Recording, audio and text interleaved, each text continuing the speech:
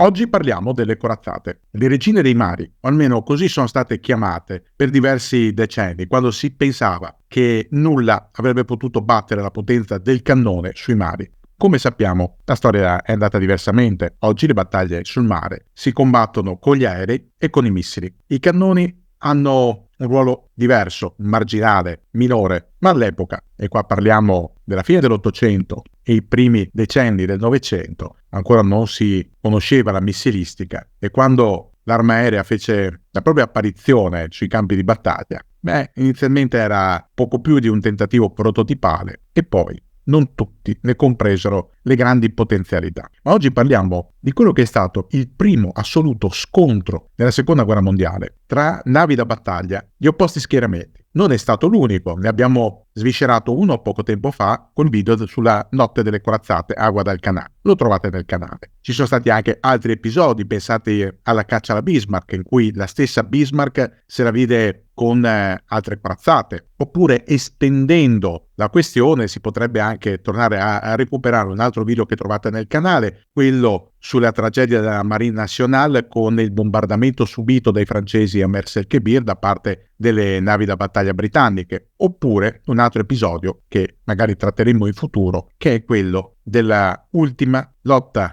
tra navi di superficie tedesche e inglesi, ossia la battaglia del 26 di dicembre del 1943, che vide l'affondamento dello Charles. Ma il 9 luglio del 1940 è stato forse l'ultimo vero scontro tra navi da battaglia e comunque il primo e unico scontro tra navi da battaglia della Regia Marina italiana e della Royal Navy, nello specifico la Mediterranean Fleet inglese. Fu un evento epocale per tanti motivi che scopriremo nel corso del video, ma fu anche un momento da studiare attentamente, perché da lì in poi cambiarono moltissime cose. Scopriamole assieme.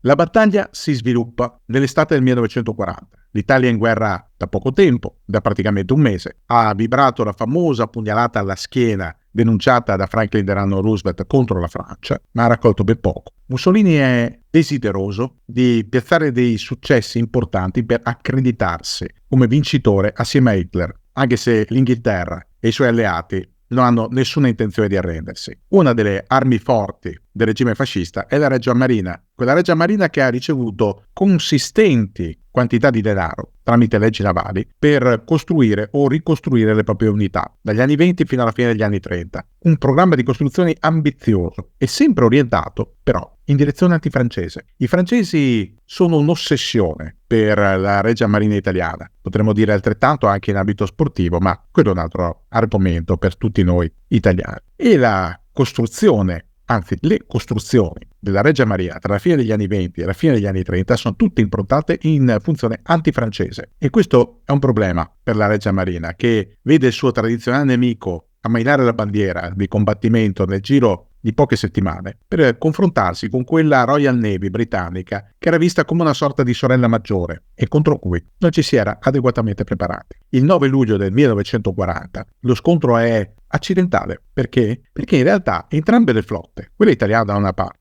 quella inglese dall'altra, stavano semplicemente scortando dei convogli. Quella italiana, ad esempio, stava accompagnando in Libia delle navi mercantili con un carico di preziosi carri armati. Oddio, carri armati. I carri M, non il massimo della tecnologia, ma in quel momento il massimo che l'industria bellica italiana potesse proporre quanto ad arma corazzata. Ma quei carri servivano al maresciallo Graziani per sferrare l'agognata offensiva verso il territorio egiziano, un'offensiva richiesta da Roma, da Mussolini in persona. Ecco dunque che la Regia Marina deve scortare un bene prezioso. Dall'altra parte c'è la Mediterranean Fleet dell'ammiraglio Cunningham, anche questa impegnata in una azione di scorta di un convoglio. Quando sono in mare, entrambe le flotte vengono informate della presenza dell'avversario. E cosa fanno? Prima di tutto cercano di dare massima copertura e concludere la missione di scorta del convoglio stesso. Poi è il momento del combattimento. Si infronteggiano due flotte che hanno filosofie di combattimento simili, e anche per quanto riguarda le navi, soprattutto le navi principali, le navi corazzate,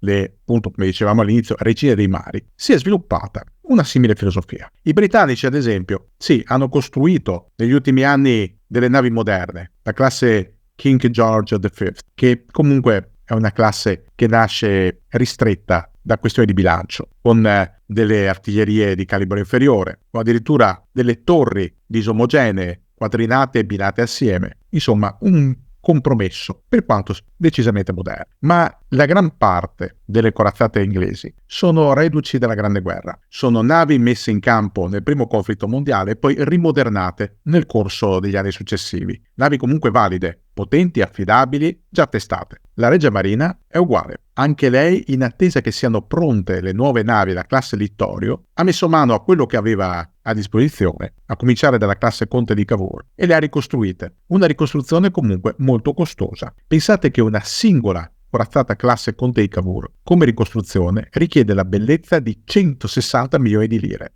Voi direte, ma cosa sono 160 milioni di lire? Il giorno d'oggi sarebbero circa 85 mila euro. Su per giù? Non è esattamente questo il calcolo da fare, perché sono 160 milioni di lire degli anni 30. Occorre calcolare tutta l'inflazione, tutta la svalutazione, e la svalutazione è stata davvero impegnativa nel corso dei decenni, per cui i 160 milioni di lire del 1938, anno in cui le Conte di Cavour tornano in mare per la rivista H a Napoli, si traducono in 172 milioni e 600 mila euro al cambio attuale. Avete capito bene? Due navi Conte di Cavour, e sono due, la Conte di Cavour e la Giulio Cesare, costano per la loro ricostruzione qualcosa come 345 milioni di euro abbondanti. Ma non ci si ferma qui, ci saranno altri costi, sempre di più. Verranno ricostruite anche le due vecchie Doria, al costo spropositato di 302 milioni di lire l'una, il che significa che si va a una cifra ancora superiore, a qualcosa come 325 milioni di euro l'una. Le Littorio, le moderne, arriveranno a un costo ovviamente altissimo, 800 milioni di lire l'una. Vi risparmio l'equivalente in euro. Ma torniamo a Punta Stilo. Punta Stilo è una propagine della Calabria e si fa riferimento a questa propagine come area geografica in cui le due flotte vengono a contatto. Ma come vengono a contatto? Gli italiani non hanno portaerei, quindi devono lanciare gli idrovolanti ricognitori a bordo delle corazzate e degli incrociatori principali. Gli inglesi hanno i ricognitori, hanno una portaerei, la Eagle, e hanno anche i primi radar. Sono avvantaggiati in questo senso. Come detto, tutte e due le flotte sono informate tramite un'operazione di intercettazione radiofonica della presenza dell'altra. È pieno giorno quando i ricognitori delle due flotte opponenti scorgono ognuno la flotta dell'altro. A mezzogiorno l'ammiraglio inglese Andrew Cunningham decide come muoversi. Lascia indietro una delle sue corazzate, la Royal Sovereign. È vecchia ed è molto lenta, non supera i 23 nodi di velocità massima, troppo poco. Lascia indietro anche la Eagle, l'unica portaerei che ha a disposizione, troppo preziosa. Ma dalla Eagle lancia i suoi biplani, i ferri Swordfish. Obiettivo: squadra da battaglia italiana. Ma i Swordfish non arrivano sulla squadra da battaglia, che nel frattempo ha completato il ricongiungimento con l'incrociatore Pola che scortava il convoglio, ma ha visto anche rientrare buona parte dei cacciatorpediniere rimasti a corto di nafta e bisognosi di essere riforniti in porto. Arrivano le 15:10 di quel 9 luglio e a bordo dell'incrociatore Neptune l'ammiraglio John Tovey scorge sul radar le unità italiane. A quel momento le distanze iniziano a ridursi. Le due squadre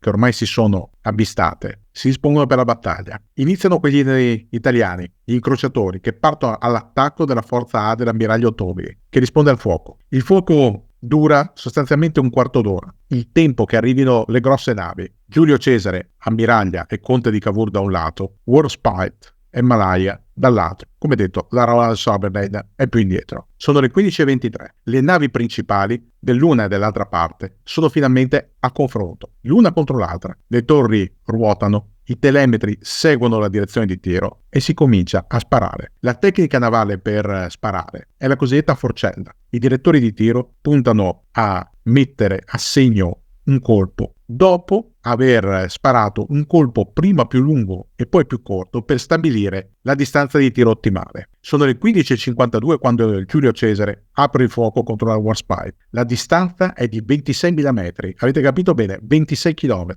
La forza delle corazzate è questa, dispongono di artiglierie molto potenti che possono sparare decisamente lontano. Più indietro rispetto a lei, la Conte di Cavour aspetta la Malaya. Sarà un duello, uno contro uno. Alle 15:45 anche la Malaya inizia a sparare dopo la Warspite, però la distanza è ancora troppo elevata. Le cannonate non vanno a bersaglio, troppo distanti. Allora le due squadre iniziano a serrarsi, a farsi più vicine per cercare di ridurre la distanza e quindi aumentare la possibilità di gittata. Anche gli incrociatori pesanti italiani cercano di andare all'attacco della squadra inglese, ma è proprio in questo momento, quando ormai le distanze si stanno serrando, che accade qualcosa. Sono le 15:55 minuti. Le corazzate si stanno fronteggiando da una ventina di minuti. L'ammiraglia inglese, la Warspite, centra con un proiettile da 381 mm il fumaiolo Poppiero della Giulio Cesare, l'ammiraglia italiana. È un buon colpo. Il proiettile trapassa il fumaiolo come se fosse burro ed esplode appena esce dall'altra parte. Non è un grosso danno, almeno esteriormente, anzi è anche poco, ma provoca delle conseguenze notevoli. La prima conseguenza è che 4 delle 8 sale macchine della Giulio Cesare vengono invase dal fumo. Questo determina lo spegnimento immediato delle caldaie e la decadenza della velocità della nave. È una sorta di blackout. Non dura moltissimo, quanto basta perché la Conte di Cavour, che è più indietro, raggiunga la Cesare. In più, l'esplosione del proiettile ha causato alcuni danni in coperta, ha fatto esplodere una riservetta di munizioni di piccolo calibro. Tutto ciò fa propendere al comandante italiano per la ritirata. Non è il caso di insistere. Strano, anche perché si è sparato molto poco. I danni sono marginali e dopo un po' anche gli inglesi decidono di rompere il contatto e tornare a casa. È un'occasione mancata. Quello che sostanzialmente a livello tattico è un pareggio, perché nessuna nave è affondata, nessuna azione di disturbo sui convogli, niente di niente. In realtà è una sconfitta operativa italiana. Gli italiani, che si trovavano piuttosto vicini alle proprie basi sulla costa, vedono sfumare l'occasione di piazzare un colpo sensazionale. In questo caso vengono evidenziati i gravi difetti della situazione aeronavale italiana. La scelta di separare la Regia Aeronautica, rendendola indipendente al 100% dalla Regia Marina, che quindi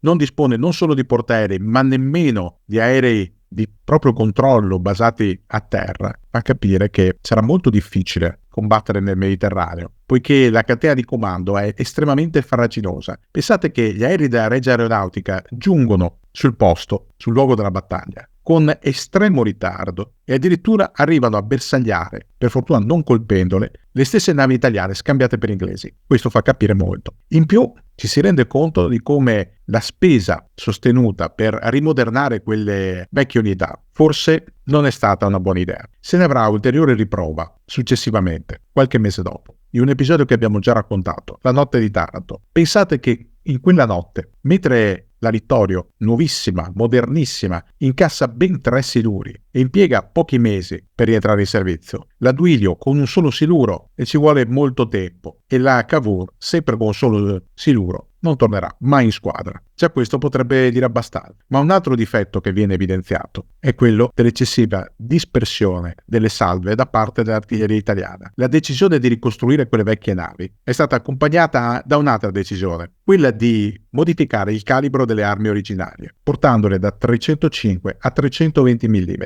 Questo per avere un'arma più potente, ma a prezzo di una dispersione della salva tale da comprometterne l'efficacia operativa. I tiri non sono precisi e non lo saranno mai. Si arriverà alla fine della guerra con l'accusa non pienamente dimostrata, ma circolata a lungo negli ambienti, del fatto che neanche un colpo sparato dalle artiglierie maggiori italiane sia mai andato a segno su navi inglesi, francesi o americane. La battaglia di Punta Stilo si conclude con nulla di fatto. I tedeschi mormorano, borbottano, per non dire che si lamentano. L'addetto militare tedesco a Roma, l'ammiraglio Eberhard Weicholt, annota che la Marina italiana aveva perso a Punta Stilo la sua ora decisiva. Non ci saranno altre battaglie dirette tra corazzate italiane e inglesi. O meglio, forse ce ne sarebbe stata una, se nel frattempo non ci fosse stato l'armistizio. E cosa sarebbe successo? Chi lo sa. Quello che sappiamo è che Punta Stilo fu il primo esempio di un confronto diretto tra corazzate